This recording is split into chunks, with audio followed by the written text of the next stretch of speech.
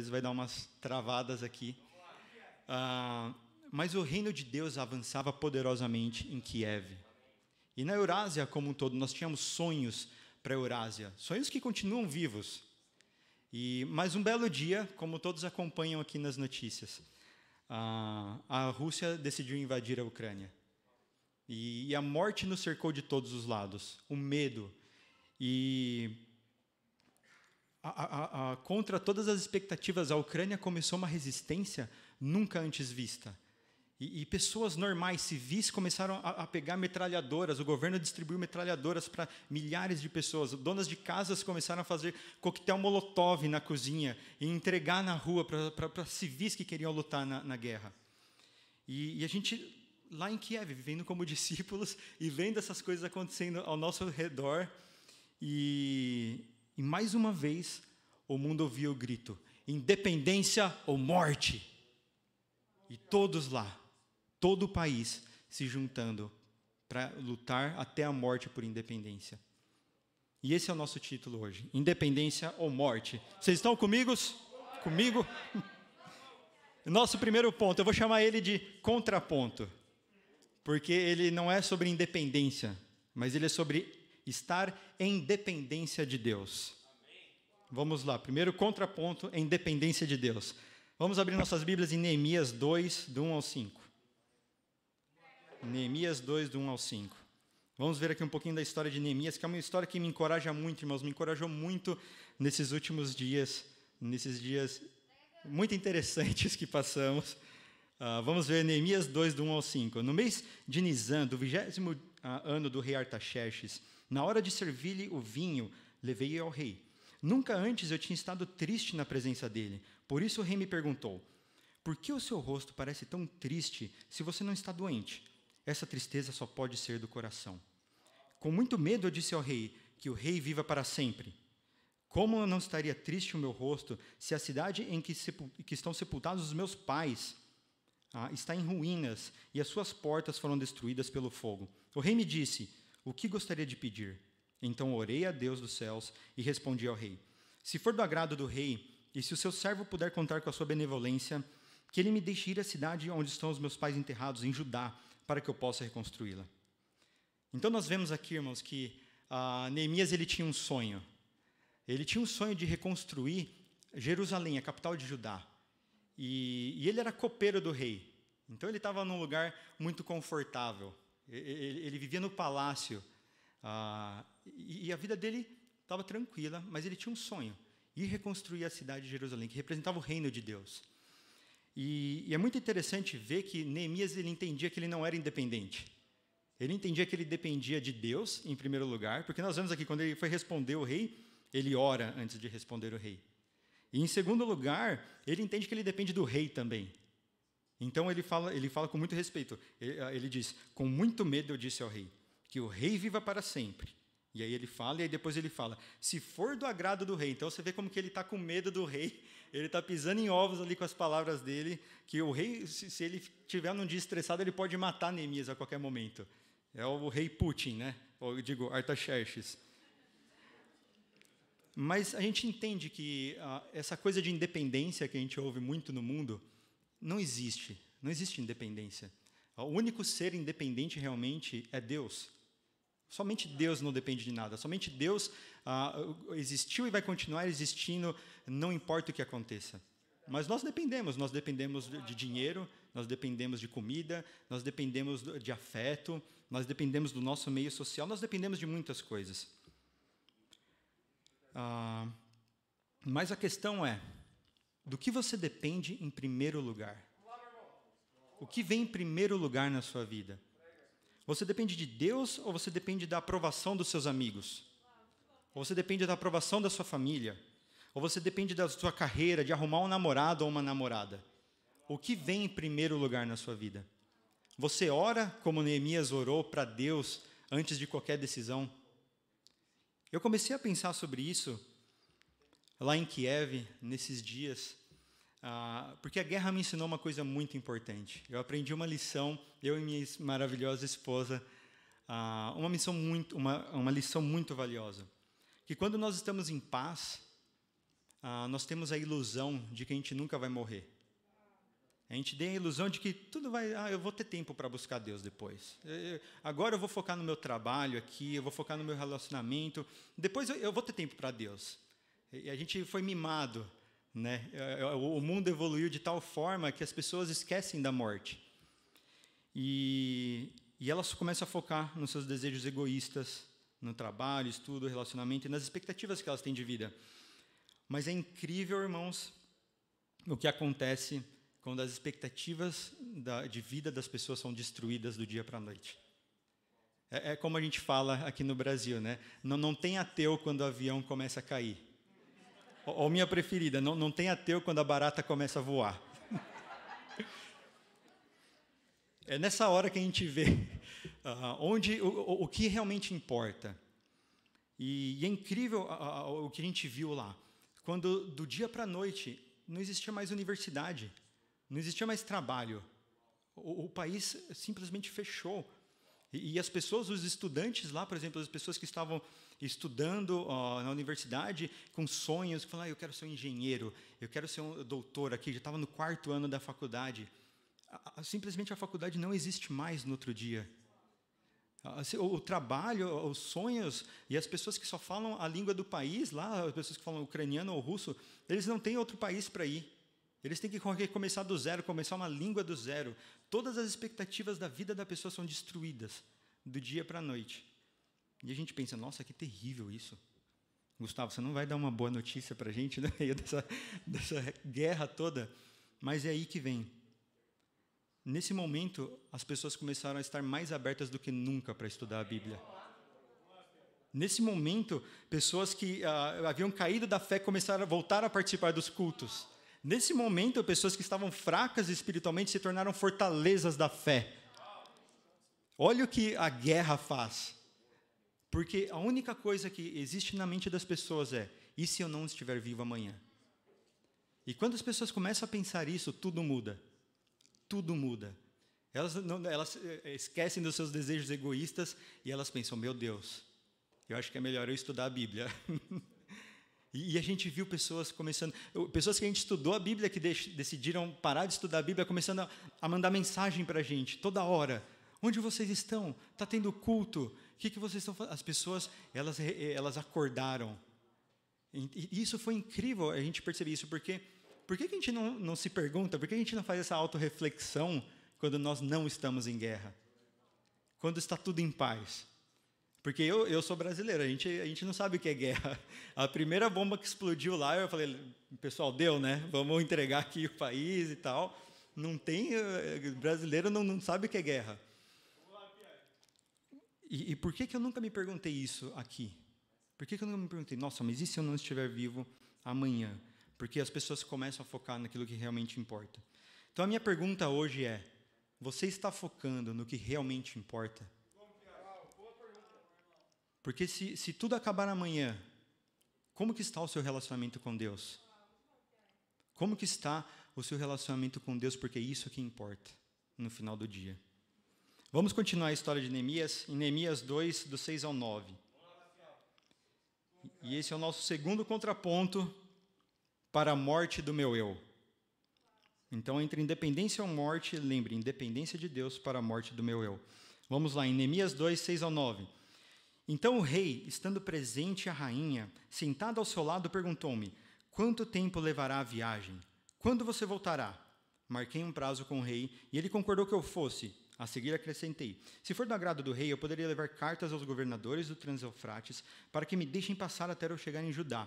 E também uma carta para Zaf, guarda da floresta do rei, para que ele me forneça madeira para as portas da cidade que fica junto ao templo, para os muros da cidade e para as residências que iria ocupar. Visto que a bondosa mão de Deus estava sobre mim, o rei atendeu os meus pedidos. Com isso, fui aos governadores do Trans-Eufrates e lhes entreguei as cartas do rei.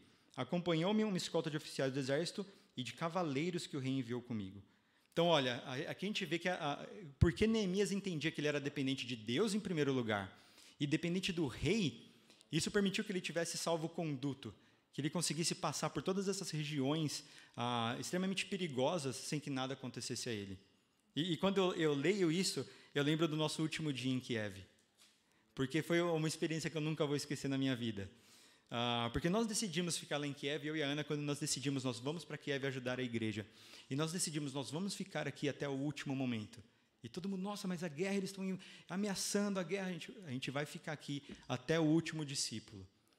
E nesse dia, no último dia lá em Kiev, eu lembro que a gente reuniu alguns discípulos na nossa casa para assistir um filme, para que eles esquecessem um pouco, porque a gente já estava 3 dias, acordando todos os dias, 5, 4 horas da manhã, com as bombas explodindo. E isso nos acordava, porque já era alto, ainda aqui longe. E cada dia as bombas chegavam mais e mais perto. E nesse dia, começaram a falar nas notícias, olha, esse dia vão invadir Kiev, a capital onde a gente morava. E a gente falou, não, vamos reunir aqui o pessoal os universitários que moram junto com a gente, vamos assistir um filme, porque eles não têm para onde ir agora, vamos ficar juntos nesse momento. A gente se reuniu lá, e nesse dia, voltando um pouquinho, de manhã, quando a gente estava no nosso tempo com Deus, no 14º andar do prédio, e a gente estava orando lá para Deus, explodiu a maior bomba que a gente tinha ouvido até então. E a gente estava orando para Deus e, de repente, e os carros lá embaixo começaram a disparar o alarme. E a gente falou, vamos continuar a nossa oração aqui até o fim, e depois a gente corre para o abrigo. E a gente continuou. E esse dia, olha como o dia começou já. E aí a gente estava lá com os estudantes na nossa casa, se preparando para a invasão do centro, com mais 3 discípulos na nossa casa. Antes de assistir o filme, o que a gente fez? A gente pegou fita adesiva e colocou em todas as janelas da casa, para que se caísse uma bomba perto da gente, as janelas não machucassem a gente. Então a gente ficou umas 2 horas passando fita, como se nada tivesse acontecendo, conversando com os discípulos, encorajando uns aos outros lá, passando fita e conversando, e aí, como é que foi e tal. E aí, colocando fita, assistimos o filme, silêncio, nada aconteceu. Fomos dormir por volta da 1 da manhã, e às 3 horas da manhã começou a maior tentativa de invasão a menos de 1 quilômetro da nossa casa, em frente ao zoológico, conhecido como a Batalha do Zoológico. E nós acordamos às 3 da manhã com o barulho de tiros e bombas, e parecia que estava no nosso quintal. E a gente acordou, os discípulos estavam na nossa casa, acordaram, todos desesperados. A gente pegou uma mochila com uma troca de roupa, não dava para levar mais nada, corremos, sentamos no centro do prédio, e quando a gente sentou lá, as bombas estavam explodindo lá fora, a gente ouvia tudo isso, e a gente sentado, e ninguém estava chorando, ninguém estava desesperado. E eu vi isso e falei, meu Deus do céu, ser discípulo é uma coisa louca, que ninguém entenderia no mundo, a paz que a gente tem, de saber que a gente vive a melhor vida que existe para ser vivida. E que a morte não é uma ameaça para a gente, porque as nossas expectativas não estão nesse mundo, as nossas expectativas estão além daqui. Então, a gente sentou lá e a gente estava um olhando para o outro, lendo a Bíblia, se encorajando, esperando as bombas acabarem, até a gente ter tempo de pensar, ok, o que a gente vai fazer? E a gente estava lá, ficamos lá algumas horas. Mas é interessante, quando nós estávamos lá sentados, eu lembrei que 1 semana atrás foi o meu aniversário de 5 anos do meu batismo. 1 semana atrás, foi a última reunião dos estudantes de Kiev, foi no meu batismo, foi para comemorar os meus 5 anos como discípulo. E a gente não sabe se a gente vai poder voltar para a Ucrânia um dia, por mais que a gente tenha deixado a nossa casa, tudo para trás, porque a Ana é Rússia, a gente não sabe se eles jamais vão abrir de novo o país para algum russo entrar lá.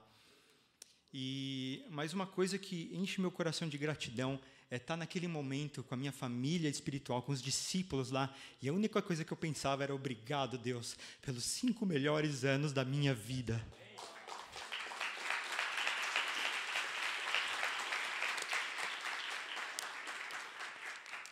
Que eu não merecia, gente. Eu não mereço. Eu não merecia 1 minuto com Deus. Eu não merecia 1 minuto como discípulo. E Deus me deu 5 anos. Deus me deu a melhor esposa que eu posso imaginar, que eu não mereço, e que é a esposa mais maravilhosa desse mundo, que eu nunca vi alguém que ama a Deus como essa mulher ama. E eu era só gratidão, não tinha um pingo de medo no meu coração. E eu falava com os meus amigos do Brasil no WhatsApp, lá no chão, sentado com as bombas explodindo, e eles falavam, nossa, Gustavo, mas como você está tão calmo? E eu falava, eu estou calmo porque minha vida, ela depende de Deus, não depende de mim. Como a gente sabe, como aquela escritura diz que por mais que a gente se preocupe, a gente não pode acrescentar um minuto à nossa vida. E é incrível porque a convicção dos discípulos que a gente tem de que essa vida é a única vida que importa, ela dá força para que a gente passe pelos momentos mais difíceis da nossa vida. Eu quero compartilhar uma escritura que me encoraja muito a pensar nessa convicção, em Filipenses 1:20. Filipenses 1:20. A Bíblia diz: em nada serei confundido, antes, com toda confiança, Cristo será, tanto agora quanto para sempre, engrandecido no meu corpo, seja pela vida, seja pela morte, porque para mim o viver é Cristo e o morrer é ganho. Essa escritura me encoraja muito a pensar para o que a gente vive, entendeu? Porque as pessoas no mundo, elas vivem sem propósito. E elas temem a morte com todas as forças, porque todas as expectativas delas estão nesse mundo. Estão em um emprego, estão em relacionamentos, estão em conquistas aqui. E é muito interessante porque após esse ataque, essa guerra que esteve muito próxima à nossa casa, a gente não sabia o que fazer, porque não tinha um ônibus na cidade. Nenhum dos transportes estava funcionando, não tinha Uber. E um irmão da igreja era o único Uber da cidade, um discípulo. E ele estava levando pessoas, arriscando a própria vida, porque a cidade estava cercada. E se você pegasse, era uma roleta russa, literalmente, porque se você pegasse uma curva errada, você dava de frente com os tanques e eles abriam fogo em civis sem pensar duas vezes. E eles saindo e voltando da cidade toda hora por um lugar diferente para levar pessoas para fora da cidade. E pessoas davam tipo $2.000 para andar 5 quilômetros de Uber. Era uma coisa louca. E ele pegou todo esse dinheiro e ajudava os discípulos a fugir da cidade com esse dinheiro. E ele passou na nossa casa, pegou nós 5 que estávamos lá e saiu com o carro a 1.000 por hora quando as explosões pararam e ele conseguiu levar a gente até a estação de trem.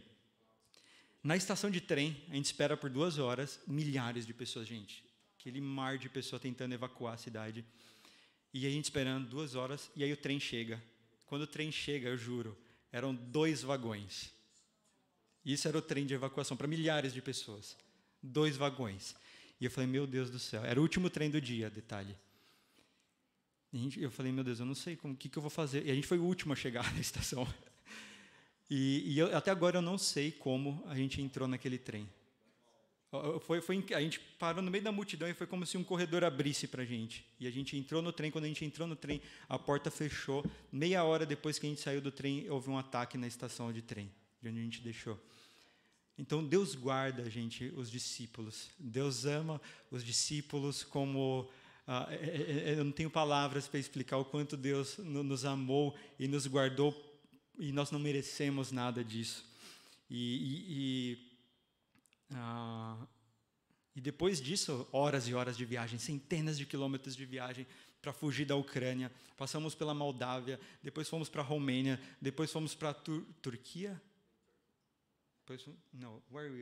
Catar. Fomos para Catar. E aí, finalmente, chegamos no Brasil que nem zumbis, depois de uma semana viajando e quilômetros, e pessoas deram carona para a gente, pessoas alimentaram a gente, pessoas que nunca nos viram na vida, pessoas choraram com a gente. Eu lembro que uma mulher nos recebeu na casa dela para que a gente se alimentasse, e ela começou a chorar. Ela, meu Deus, tudo bem que vocês estão vivendo? Ela era da Romênia, não tinha nada a ver com a guerra, e ela chorava com a gente estava bem. E eu falei, meu Deus, o amor de Deus, ele é incrível. E a gente teve tudo que a gente precisava. E a gente chegou no Brasil com a mochilinha nas costas, com a troca de roupa. E muitos discípulos, que eu não vou dar nomes para não esquecer alguém, mas muitos discípulos, eu queria agradecer por todas as doações que vocês fizeram, pelas roupas e por toda a ajuda que vocês nos deram, para mim e para a Ana. Isso impactou muito o nosso coração, pelo amor de vocês, gente. É incrível. Obrigado de coração por toda a ajuda. E eu quero ir para o meu terceiro e último ponto, que eu vou juntar os 2 contrapontos aqui, tá? Terceiro ponto, independência de Deus para a morte do meu eu. Vamos ler em Neemias 4, do 6 ao 8.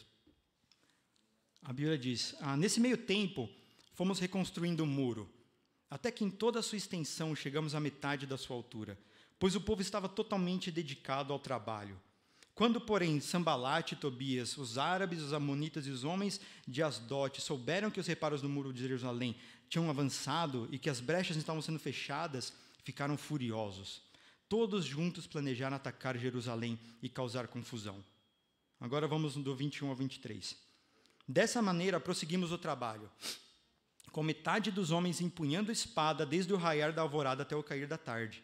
Naquela ocasião, eu também disse ao povo, cada um de vocês e seu ajudante deve ficar à noite em Jerusalém, para que possam servir de guarda à noite e trabalhar durante o dia. Eu, meus irmãos e meus homens de confiança e os guardas que estavam comigo, nem tirávamos a roupa, e cada um permanecia de arma na mão. Uau, olha isso, o sonho de Neemias, que era o copeiro do rei, estava no conforto do rei, ele foi para a ocasião mais desconfortável possível. Ele foi reconstruir um muro, e além de reconstruir, ele tinha que ficar com a espada na mão para se defender. Eu não consigo imaginar coisa mais desconfortável do que trabalhar e com a espada na mão.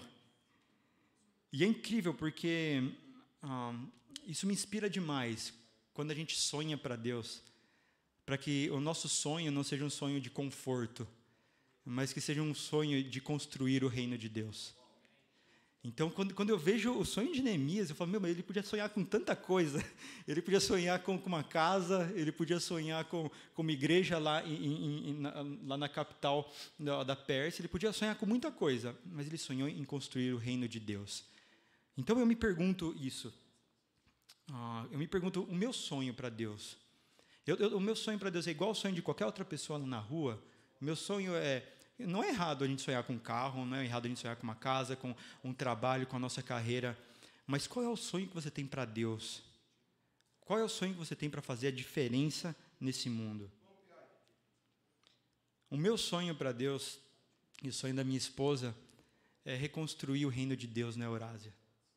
Esse é o nosso sonho. Não importa a guerra, não importa o que tenha acontecido, eles precisam de Deus tanto quanto a gente aqui. E isso me inspira demais, porque daqui uma semana a gente vai voltar para Moscou. E a gente vai para Moscou porque o reino de Deus não pode parar. E quando a gente fala isso para algumas pessoas, as pessoas lá fora elas não entendem. Elas arregalam o olho e falam, vocês estavam em Kiev, a Rússia estava jogando bomba no quintal de vocês, e agora vocês vão para Moscou para salvar aquelas pessoas, pregar a palavra para aquelas pessoas. É claro, porque como que a guerra vai acabar no mundo? Porque só existe paz em Deus. Então, a única solução para a guerra é Deus. E a gente vai para lá pregar a palavra de Deus. Então, a minha pergunta para vocês é, qual é o seu sonho de Deus? O que você está abrindo mão na sua vida, no seu conforto, para construir o reino de Deus? E um irmão que me inspira, e eu vou usar esse irmão aqui de novo, é o Matiola. Eu lembro que quando a gente morava junto ainda aqui na Zona Sul, aqui não, lá na Zona Sul, aqui não é Zona Sul, né? Eu estou perdido já aqui. Quando a gente morava lá, eu lembro que o Matiola chegou um dia para mim e falou, Gustavo, eu preciso melhorar meu relacionamento com Deus. E ele tinha um videogame, um PlayStation, e ele falou, eu quero dar o meu PlayStation embora, porque está tomando muito o meu tempo, eu estou deixando de orar para jogar videogame. E eu falei, Matiola, você quer o quê? Você quer dar o videogame? Não, as meninas aqui não vão entender, mas os irmãos vão entender. Meu irmão, vocês estão comigo? Os irmãos aqui entendem, vai dar o videogame embora? Doeu em mim. Eu falei, meu Deus, amém, Matiola. Sua fé me encoraja, irmão. Mas olha isso, nessas pequenas coisas mostram o quanto os discípulos levam a sério o relacionamento com Deus. E me inspirou muito, Matiola. Eu nunca esqueço, cara, dessa história. Que me inspirou demais. Algo que pode parecer pequeno, principalmente para as irmãs, mas é algo muito grande que marcou meu coração. Então, qual é o seu sonho para Deus? É crescer no seu relacionamento com Deus? De repente, você está nos visitando hoje, você não é um discípulo, mas o seu sonho é estudar a Bíblia e ser batizado e viver a vida que vale a pena viver. De repente, você é um discípulo. E seu sonho para Deus é ir para São Carlos, amém? Vamos, São Carlos! Eu fico muito feliz. Toda vez que eu venho para o Brasil, eu tenho uma nova missão. A última vez estava indo Campinas, e agora eu vejo lá a igreja de Campinas no Instagram, sempre vendo lá. Agora a gente vai ter em São Carlos, gente. Deus é bom. Mas essa é a minha pergunta hoje. Qual é o seu sonho para Deus? Porque qualquer um aqui, a gente não sabe o que vai acontecer amanhã. Nós podemos ser refugiados de guerra, mas nós não somos refugiados do reino de Deus. Vocês estão comigo? Eu quero encorajar cada um de nós aqui hoje, porque a gente veio de uma situação difícil. A gente passou por algo que um brasileiro nunca imaginaria passar, mas a gente está bem. Cada um dos discípulos, olha isso, gente. Vocês estão vendo o que está acontecendo nas notícias, e isso não é 10% do que está acontecendo realmente lá. Não tem nenhum dos discípulos, dos 100 discípulos aproximadamente que a gente tinha, que tem um arranhão nesse momento. Deus tem guardado cada um dos discípulos. E mais, os discípulos, por causa disso, se espalharam. E eles foram para regiões que antes nunca tivemos o reino de Deus lá. Eles foram para a cidade de Lviv, a cidade mais bonita da Ucrânia. E já tem Bible Talk, como que fala? Bate-papo, já tem bate-papo lá. Eles já estão compartilhando a fé, estudando a Bíblia com pessoas nessa cidade. Já tem discípulos na Polônia estudando a Bíblia com pessoas lá. Já tem discípulos na Turquia estudando a Bíblia lá. Tem discípulos na Hungria estudando a Bíblia com pessoas que nunca ouviram falar do reino de Deus. O reino de Deus não para. A única vida que vale a pena ser vivida é a vida de um discípulo. É a única vida que faz sentido, gente. E quando a morte me alcançar, que eu esteja na batalha. E quando a morte me alcançar, que eu esteja na batalha. E quando a morte me alcançar, que eu esteja na batalha, trazendo almas para Cristo e cumprindo minha missão, trazendo almas para Cristo e cumprindo minha missão, trazendo almas para Cristo e cumprindo minha missão. Para Deus seja toda a glória.